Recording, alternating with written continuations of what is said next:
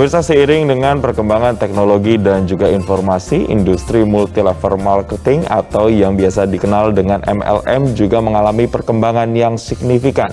Ditambah lagi dengan adanya payung hukum, yaitu Undang-Undang Perdagangan Nomor 7 Tahun 2014. Lantas sebenarnya bagaimana peran dari industri multi-level marketing ini dalam mendongkrak perekonomian di Indonesia secara nasional? Pagi ini kita akan membahasnya langsung bersama dengan Ketua Umum Asosiasi Perusahaan Penjualan Langsung Indonesia atau AP2LI, Bapak Hendru Susanto. Selamat pagi, Pak Hendru. Selamat pagi, Mas Yasin. Terima kasih sudah hadir, Pak Hendru.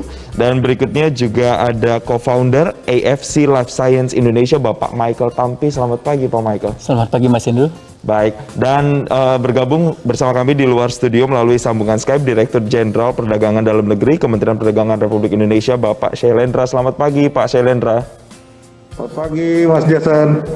Terima kasih Pak Shailendra sudah bergabung bersama kami. Mungkin saya pertama mau ke Pak Hendru dulu, Pak. Berbicara soal industri multi-level marketing atau biasa dikenal masyarakat sebagai MLM. Bisa dijelaskan lagi, Pak, sebenarnya sejak kapan industri ini mulai masuk dan perkembangannya hingga saat ini di Indonesia pergerakannya seperti apa, Pak? Ya, Mas Jason, industri penjualan langsung itu sebenarnya sama seperti industri-industri yang lain di sektor perdagangan di Indonesia. Cuma memang industri kami memiliki keunikan tersendiri ya. Kalau misalnya industri lain, misalnya kalau kita tahu distribusinya, rantai distribusinya lebih panjang, misalnya dari pabrik, kemudian ke distributor 1, distributor 2, agen, retailer, dan seterusnya. Tapi kalau di industri penjualan langsung itu rantainya lebih pendek. Biasa dari produsen atau pabrik, kemudian ke perusahaan penjualan langsung, kemudian langsung ke mitra usaha, dan langsung ke konsumen akhir. Nah, industri ini sebenarnya sudah lama berada di Indonesia, sudah sejak tahun 70-an ya. Kalau mungkin Mas Jason pernah dengar, zaman dulu ada ensiklopedia Britania, ensiklopedia Americana, itu dijual door to door melalui sistem penjualan langsung. Seperti itu. Nah, jadi sekarang kira-kira industri ini sudah berusia 40 tahunan lah hadir di Indonesia. Geliatnya sendiri di Indonesia seperti apa sih, Pak? Kalau kita melihat apakah sudah banyaknya masyarakat kemudian yang terjun ke dunia MLM ini atau seperti apa, Pak? Nah, survei yang dilakukan oleh Kementerian Perdagangan beberapa waktu yang lalu menunjukkan bahwa industri ini menyumbang 16,3 triliun rupiah di tahun 2019, dan angka ini cukup luar biasa ya, dengan mitra usaha sebanyak 6 juta orang sebagai mitra usaha. Jadi kita melihat memang industri ini industri yang terus berkembang dari waktu ke waktu di Indonesia, dan kita juga gembira bahwa kita mampu menyumbang tingkat pertumbuhan ekonomi yang cukup baik lah untuk perekonomian nasional bangsa kita yang tercinta ini. Oke, Pak, berbicara soal geliatnya sendiri di Indonesia, ini kemudian kan banyak juga kemudian kalau kita lihat ada beberapa kasus-kasus penipuan begitu yang terjadi di industri ini sendiri. Nah, untuk bisa membedakan MLM yang legal dan ilegal, ini perbedaannya seperti apa sih, Pak? Nah, memang industri kita ini sering banyak ditawarkan oleh oknum-oknum yang kurang bertanggung jawab ya, melalui skema-skema yang mestinya tidak legal. Nah, cara yang baik, yang paling tepat untuk memilih MLM ini bagus atau tidak, atau layak dijalankan atau tidak adalah tanyakan saja, ini punya izin atau tidak, punya surat izin usaha penjualan langsung atau tidak, yang dikeluarkan oleh Kementerian Perdagangan. Oke. Seperti itu. Kalau sudah punya SUP-L, ya bisa dipastikan bahwa setidaknya MLM ini legal. Pertama itu dulu. Nah, masalah bagus atau enggak kan itu pilihan sendiri-sendiri ya terhadap bisnis. Oke, berarti as long as dia punya surat izin yang dikeluarkan oleh Kementerian Perdagangan tadi, itu sudah menjadi sebuah standar untuk bisa bergabung di industri ini atau tidak, begitu ya, Pak ya. Saya mau ke Pak Michael. Pak, kalau kita melihat juga sekarang kan banyak ketidaktahuan atau saya menyebutnya sebagai ketidakpahaman masyarakat secara mendetail terkait dengan industri atau bisnis ini. Apa yang seharusnya dilakukan oleh industri ini supaya para pelakunya itu benar-benar paham dan bisa menjalankan bisnis atau industri ini secara tepat, begitu, Pak? Oke, thank you Mas Jason. Ya, kalau dari saya, dari AFC, saya melihat ini perlu peran dua belah pihak. Yaitu dari kami perusahaan yang menjalankan bisnis MLM maupun bagaimana kami mengedukasi teman-teman yang ingin bergabung seperti itu. Jadi ada proses di mana kuncinya itu ada di yang pertama di perusahaan itu. Ya, dia harus penuhin legalitasnya, dia harus penuhin kewajibannya sesuai dengan peraturan yang ada, kemudian baru menjalankan bisnisnya. Nah, dari situ baru yang saya lihat adalah peran dari bagaimana kita mengedukasi teman-teman yang ingin bergabung, teman-teman yang harus kita harus mengajarkan mereka bagaimana menjalankan bisnis ini dengan benar, dengan aturan yang ada. Contohnya dari Kementerian Perdagangan kita sudah diatur industri ini tidak boleh melakukan penjualan secara langsung melalui e-commerce misalnya seperti itu. Nah, itu salah satu contohnya ya, Mas Jason. Itu yang kita selalu ajarkan dan edukasi bagaimana menjalankan bisnis ini. Kalau di AFC, saya bilang menjalankan bisnis MLM dengan integritas. Seperti itu. Oke, salah satu yang kemudian jadi ciri khas begitu karena tidak boleh produknya dijual di e-commerce begitu boleh, ya Pak ya. Oke, ini kan sekarang kondisi COVID-19. Kalau kita lihat banyak juga saya pun punya teman-teman yang kemudian bergeliat di bisnis ini atau industri ini. Bagaimana geliatnya di masa pandemi COVID-19 dan produk apa saja sih biasanya atau industri mana yang sektor mana yang paling booming begitu? Oke, saya bisa bilang secara general ini dengan kondisi pandemi, resesi, dunia MLM saat ini justru ada kabar baik. Jadi kayak, secara general meningkat. Ya mungkin dari Pak Hendro nanti bisa sharing juga. Tapi kalau secara spesifik lagi, industri apa, sektor mana, itu di sektor kesehatan, Mas Jason. Gitu di masa pandemi COVID-19 betul, ini. Kebetulan banget juga AFC Life Science itu bergerak di industri kesehatan di suplemen. Oke, karena memang lagi masa pandemi, akhirnya demand terhadap sektor kesehatan pun menjadi tinggi. Betul. Tapi sebelum pandemi, apa Pak sektor mana yang paling booming begitu Pak? Nah, secara general saya rasa cukup berimbang dan memang kalau di Indonesia trennya health and beauty seperti itu. Tapi kalau by data saya yakin akan lebih valid kalau Pak Andrew dari asosiasi punya datanya. Oke, Seperti itu. oke. Ini menyambung apa yang sudah dikatakan Pak Michael tadi Pak. Industri beauty dan skincare kemudian banyak yang dijual begitu kan. Kenapa industri ini yang paling menonjol Pak di Indonesia Pak? Saya ya. Iya. Ya itu yang saya bilang, yang saya pikir ya, mungkin manusia akan selalu ingin berkembang dan selalu ingin tampil lebih baik. Pertama, kesehatan menjadi faktor utama, kemudian setelah sehat tentu ingin tampil selalu lebih ganteng, lebih cantik. Nah, jadi memang industri ini, sektor tersebut berkembang di industri penjualan langsung. Oke, Ya. Ini kalau dibandingkan dengan negara lainnya pun juga seperti inikah? Saya rasa Apakah di sama. negara lain juga sama? Saya rasa sama, karena juga banyak perusahaan penjualan langsung dari mancanegara yang beroperasi di Indonesia. Dan kita melihat selama ini bahwa fokus utamanya adalah sektor-sektor kecantikan dan kesehatan tersebut. Oke, baik. Saya mau nanti akan tanya setelah ini ke Pak Shailendra bagaimana dengan surat izin yang tadi Pak Edo sudah singgung sedikit terkait dengan legalitas untuk teman-teman yang ingin kemudian bergelut atau di industri ini seperti apa mekanismenya, tapi jangan dijawab sekarang Pak Shailendra, kita akan bahas usai jeda. Pembicaraan yang kemana-mana, kami kembali saat lagi.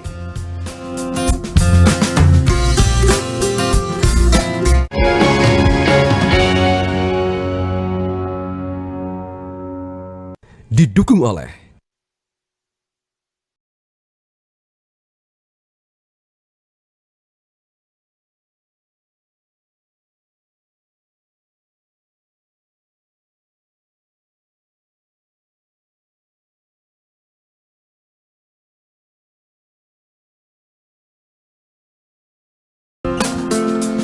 Ya, saya mau langsung ke Pak Shailendra. Pak Shailendra, terkait dengan apa yang sudah disinggung tadi sebelumnya oleh Pak Andrew terkait dengan legalitas ketika orang-orang atau masyarakat ingin bergabung dalam industri ini, Pak.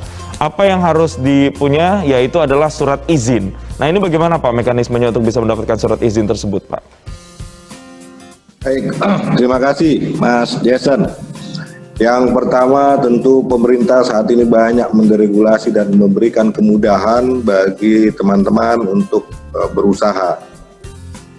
Kalau mau mulai berusaha seperti ini, itu sekarang nggak perlu lagi datang ke kantor, cukup online semua.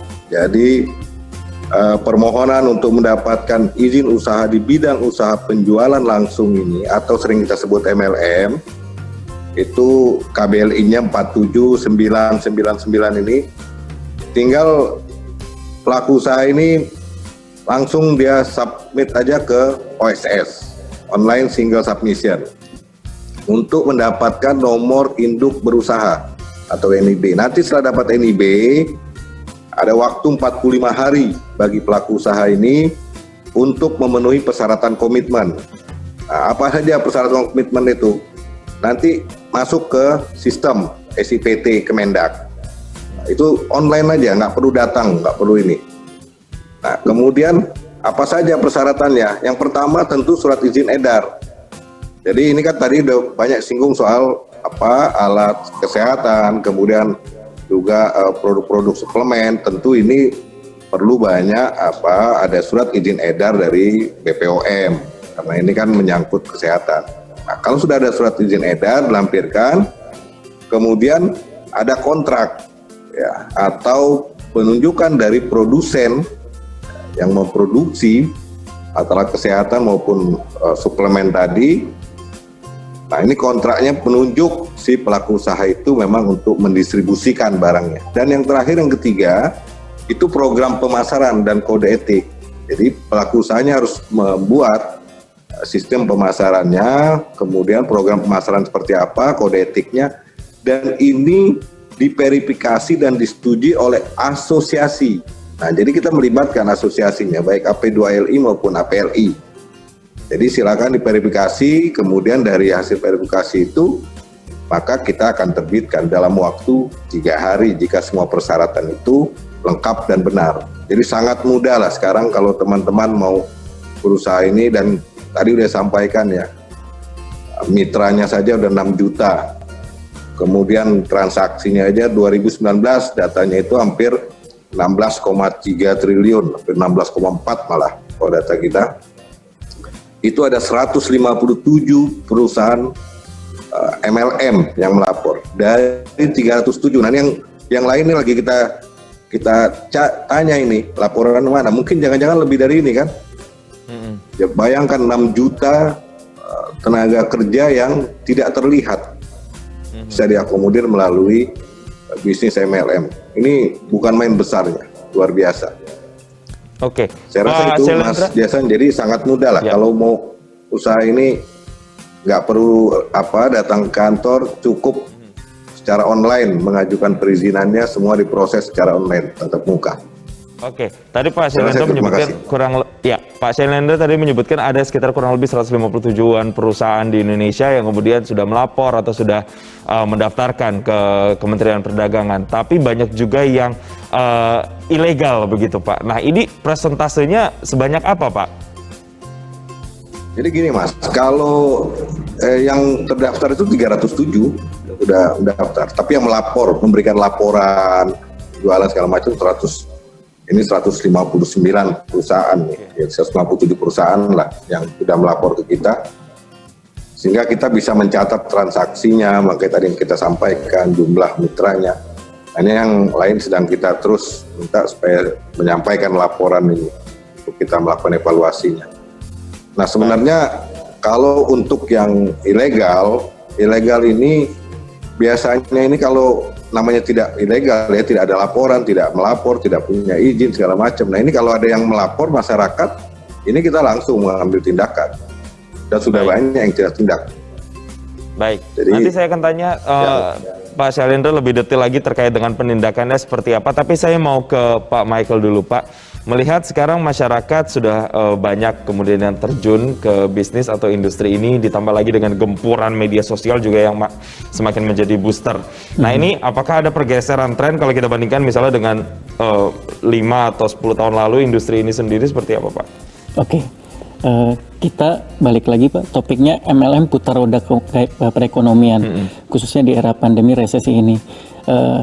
Kita lihat by data, kita lihat juga dari sisi saya perusahaan AFC juga saya lihat bagaimana pertumbuhannya tuh signifikan banget Mas Jason. Jadi saya akan tetap bicara mengenai apakah MLM itu bisa jadi solusi untuk teman-teman sekarang di masa resesi ini. Saya dengan yakin saya bisa bilang iya gitu. Kemudian saya juga lihat semakin banyak di sosial media itu teman-teman yang mereka dengan bangganya, mereka dengan antusiasnya menjadi agen, menjadi penjual menjadi member dan menjalankan bisnis ini, Mas Jason. Jadi saya ngelihat trennya itu dibanding 5 tahun yang lalu bergeser itu tidak, tapi semakin signifikan dipercaya, saya bilang iya. Berapa persen Pak kira-kira kalau kita mencoba prosentase? Oh, kalau itu saya mungkin saya belum berani menjawab kalau dari sisi persentasenya, tapi mungkin kalau saya lihatnya dari sisi saya AFC, saya melihat bahwa di saat ini perkembangannya itu signifikan, Pak. Gitu. Lebih dari 2 kali lipat lebih, karena buat saya orang saat ini suka nggak suka akan mencari solusi, akan mencari oh, gue punya waktu mungkin di rumah lebih banyak, saya punya waktu lebih banyak saat ini.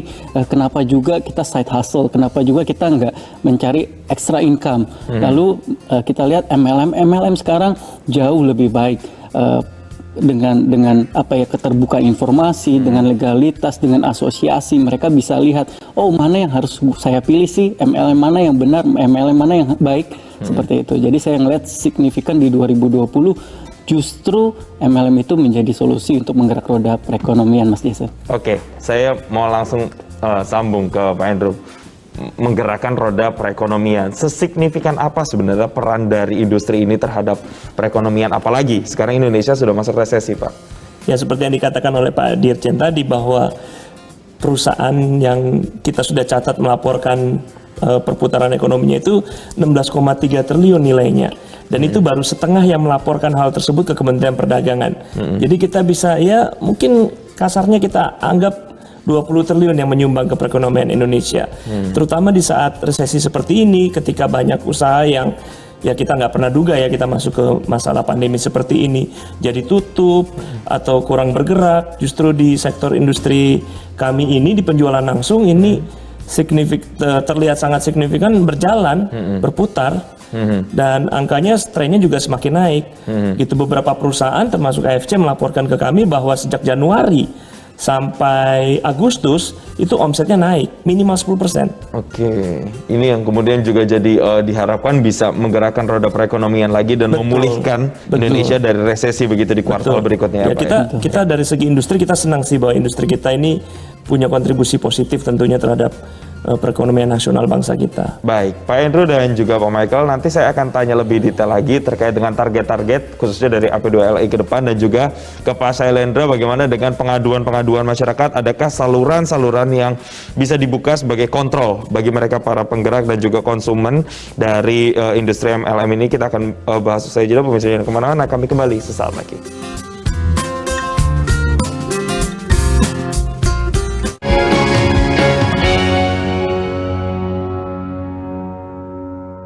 Didukung oleh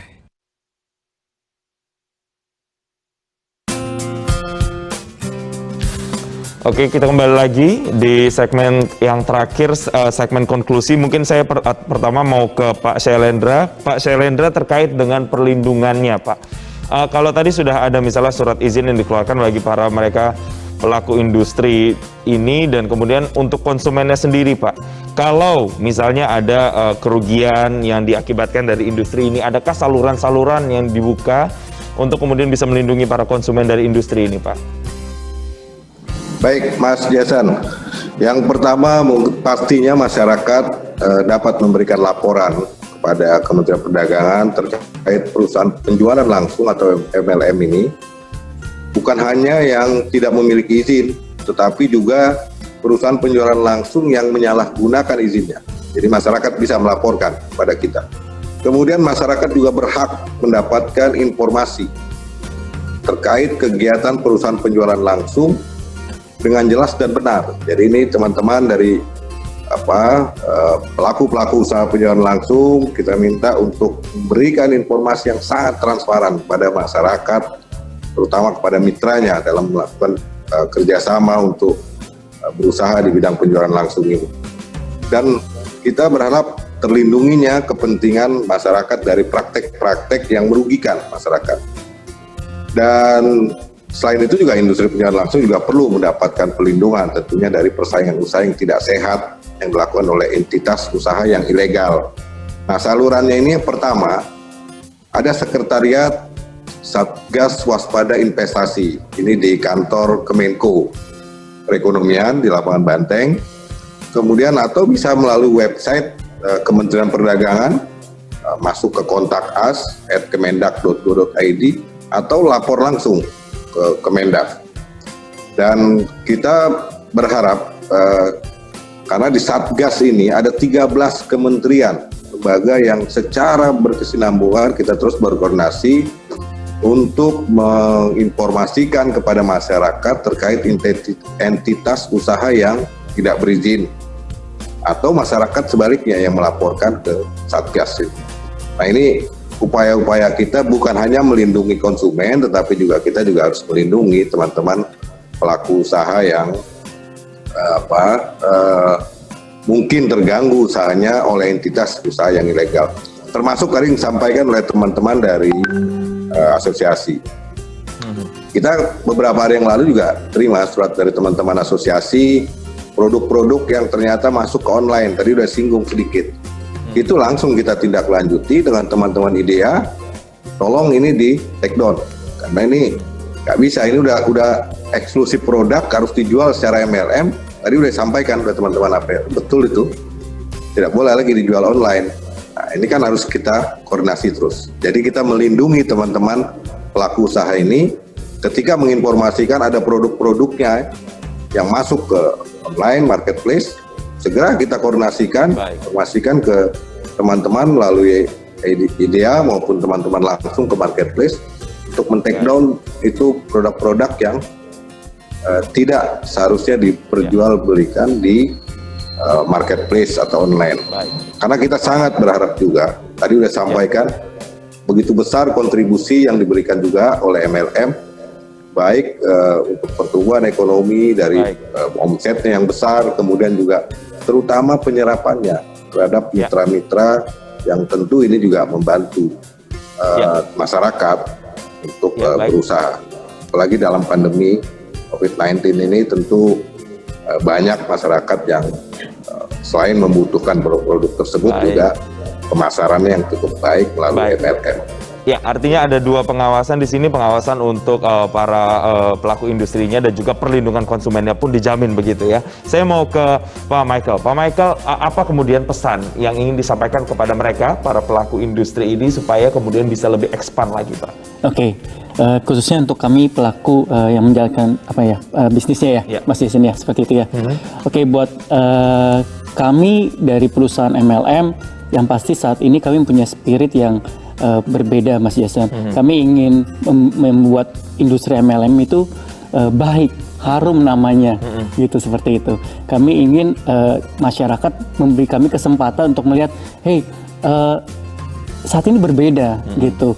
Apa yang pernah dilakukan oleh oknum-oknum yang mungkin mencemarkan nama baik industri ini, tapi kami hadir bersama ekosistem yang berbeda, bersama AP2LI, bersama Kementerian Perdagangan, semuanya ini kami membentuk suatu ekosistem industri MLM yang lebih baik.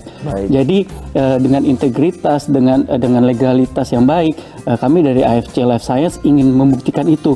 Ayo jangan ragu untuk melihat ke opportunity itu, karena sebetulnya MLM itu tidak ada yang salah, gitu. Industri ini harusnya bisa menjadi kontribusi yang sangat besar buat Indonesia, gitu Mas Jason. Oke, saya mau ke Pak Andrew. Pak, menutup perbincangan kita sebagai asosiasi yang membawahi, menaungi ratusan industri ini, Pak. Apa yang kemudian ingin dicapai?